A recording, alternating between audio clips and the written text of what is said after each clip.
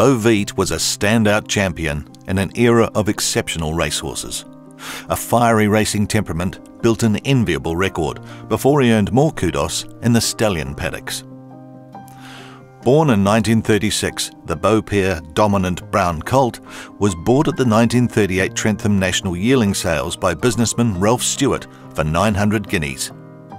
He was sent to the dominant trainer of the pre-war years, Tommy George. The future Hall of Famer quickly realised that Beau Vite was a one-man horse. He would only be handled by foreman Joe Bromby. Beau Vite was a slow starter. He was unplaced in his first 4 runs. One of them was behind Beau Livre, another son of Beau Pair. They would become fierce rivals who found fame in contesting many of the classics in the following years. The talent became apparent towards the end of Beau Vite's 2-year-old season, with 3 wins on home turf at Trentham.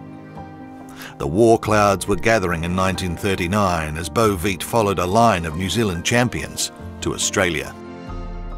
Beau Vite's second start produced a surprise performance in the Canterbury Stakes. He showed he could sprint and stay. No other notable successes on that trip saw Beau Vite return home. That's when he carved his own niche in the record books. Beau Vite dominated the remaining New Zealand Summer Classics. He won or finished second in 10 races. 6 wins in a row included the St Leger, the Great Northern Derby, and the Awapuni Gold Cup. Beau Vite returned to Australia as a vastly improved 4-year-old in the spring of 1940. He went to the stable of renowned trainer Frank McGrath, but was still under the watchful eye of Joe Bromby. Beau Vite established himself as the finest galloper in the country with another 6 wins in a row. They included the Metropolitan, Cox Plate and McKinnon Stakes. That made him the hottest favourite to win in the Melbourne Cup. That popularity, like Phar Lap in 1930, made Beau Vite a target for criminals. Holes were drilled in a stable wall at night during a thunderstorm. A horse was shot twice.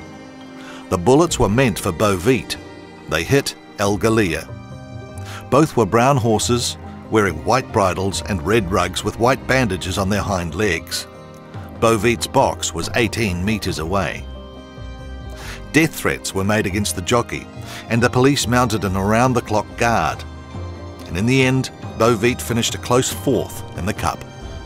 But it's old Rolly from Mackay with tidal wave with the light jacket coming through fast to take 3rd place. The attackers were never found. Beau Vite was brought back to New Zealand after the shooting. He ran in 2 races and won both, the Auckland Cup and the Clifford Plate. Beau Vite returned to Sydney, where Frank McGrath convinced Ralph Stewart it was better to spell the champion in Australia. That's when Joe Bromby parted company with his mate and returned home. Beau Vite's 5-year-old mission was the Victorian Cup's double. The preparations included one of his most memorable wins in the Craven Plate. The race record stood for 19 years until it was finally eclipsed by another Hall of Fame champion, Tulloch. Another Cox Plate and McKinnon Stakes double set high expectations for the Melbourne Cup, but the huge weight of 9 stone 10 pounds was too much for the champion. He finished 3rd. Beau Vite was spelled ahead of another autumn campaign. However, world events intervened. Japan attacked Pearl Harbor, and horse racing was subjected to more restrictions. Randwick Racecourse was required to billet American servicemen. Beau Vite had only 3 more starts before injury saw him retired to stud duties. He was reunited with Tommy George and stood alongside his racing rival, Beau Livre.